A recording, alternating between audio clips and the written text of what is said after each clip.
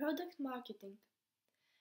Digital marketing has nowadays become a fundamental tool for any company to sell a product. Actually, a marketing campaign today cannot be conceived outside the digital environment. Therefore, the entrepreneur should have the necessary tools and strategies to reach the potential customer in the most effective way, which is precisely the aim of this chapter. To begin with, any good marketing strategy must inevitably start by concise market research, dealing with the macro and micro environments which determine the conditions of the operation. It goes without saying that rivalry between competitors or the threat of substitute products can affect the strategy as much as the situation according to country, region, climatic zone, political, legal and economic systems. Then, an SWOT analysis must be performed to determine the strengths, weaknesses, opportunities and threats of the product. It seems obvious that knowing the advantages of your organization, the aspects of the product that could be improved, what chances can be spotted or obstacles are faced is essential to run an effective marketing campaign. Eventually, this will help to clearly define the target and ultimately foster the decision-making process. Next, the infamous 4 P's of marketing must be considered. Any concerned entrepreneur today must be aware of the necessity to put the right product in the right place, at the right price, at the right time. The great value of Kotler's theory is to obtain an initial scheme, which refers to the basic and traditional marketing tools that are intended to establish the 4 basic pillars to be able to carry out the marketing plan. Finally, the emergence of channels such as social networks opens up the possibility of reaching a large number of people with an initial investment lower than in other media. This type of marketing is very important to reach young consumers and eliminates any type of special limitation when it comes to promoting the product, which explains why promoting in the social media has become essential in today's marketing campaign. Now, let's see all these aspects in detail. Market research. The market can be defined as a physical or ideal place in which an exchange ratio occurs. Yet, from the marketing perspective, the concept of market could be defined as a set of people, individual or organized, who need a particular product or service, who wish or may wish to buy and who have the economic and legal ability to do so. Market levels. When analyzing a market, we must distinguish between current market, buyers to whom the company sells, target market, buyers to whom the company wants to sell, which includes the current market and the non-consumer market, and potential market, current plus relative non-consumers. Macro research.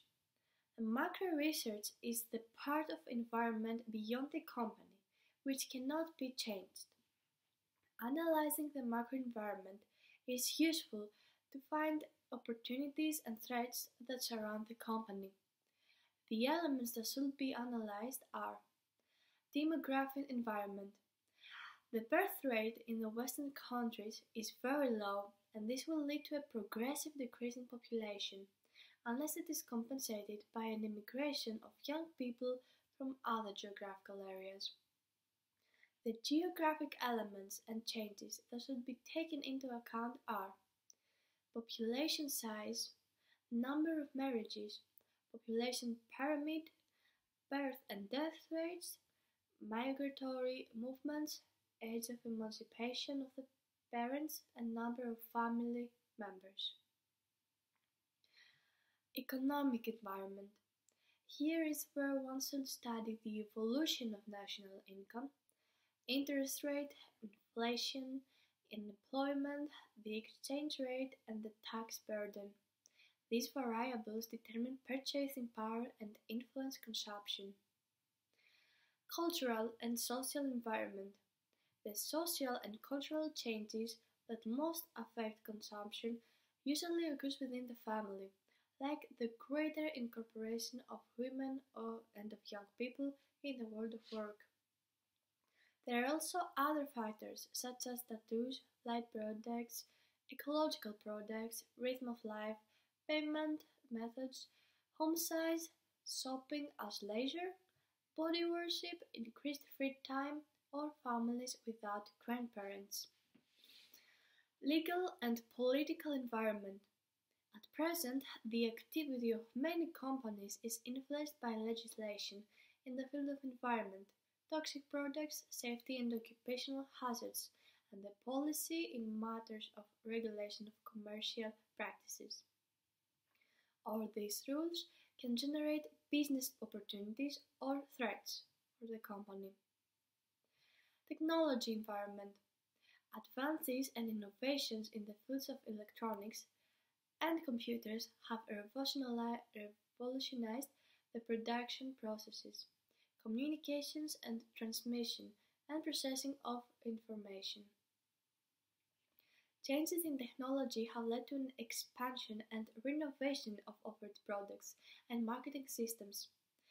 These include e-commerce, TV, catalog, applications of barcode or radio frequency to purchase, application of ICT in the management and promotion of business. Environment. The environment has gained importance in recent years as consumers are more aware of the harm of some products because of industrial processing. Comments and articles on the exhaustion of natural resources, pollution of rivers and seas, toxic waste, and climate change are increasingly appearing in the news media. In reaction to social pressure, the authorities are regulating the use of natural products as well as the development of industrial processes and polluting products to a greater extent. As a company must comply with environmental legislation, these changes of the environment translate into a better perception of organic products, which becomes an opportunity of growth. Micro-research. The micro-research is the part of the environment closest to the company that can change or influence it. When we analyze it, we can find opportunities and threats that the environment poses to the company. The elements that should be analyzed are suppliers. There are all the companies that supply the market. Few companies or organizations are fully self-sufficient and can have all the resources and services, transportation, storage, insurance, legal and economic advice, that are part of the products they produce. Therefore, it is necessary to carry out good management of purchases that guarantees the supply of the necessary materials in the required quality and quantity. There is also a need for personnel policy that ensures its training and permanent updating and a pleasant working environment. In addition, the company must have good legal, financial, and fiscal services that allow the proper development of its management. Intermediaries. There are all the mediators between the company and the customer. The direct distribution between the producer and the consumer is not possible in many products, especially when the number of potential buyers is very high and they are dispersed in different geographical areas. In these cases, we must obligatorily turn to intermediaries.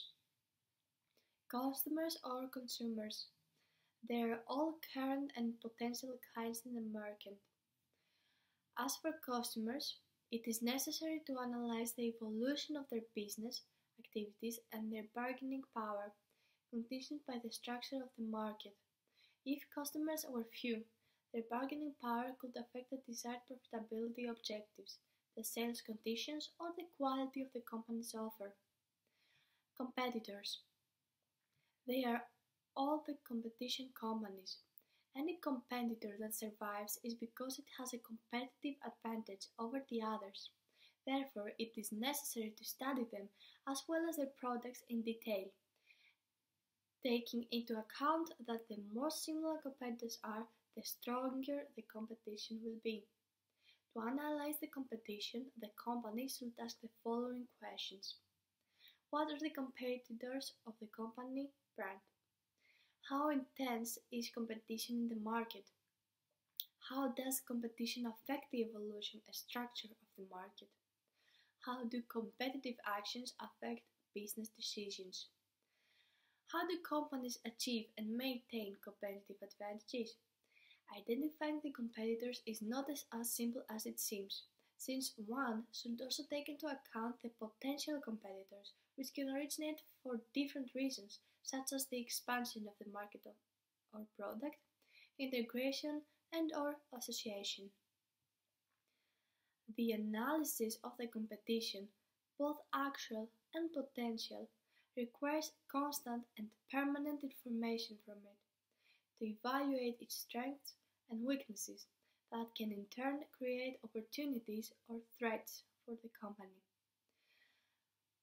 Lastly, interest groups. They are the group's media, for instance, that influence our exchange relationships. To take advantage of them, opportunity, one has to strengthen the public relations department.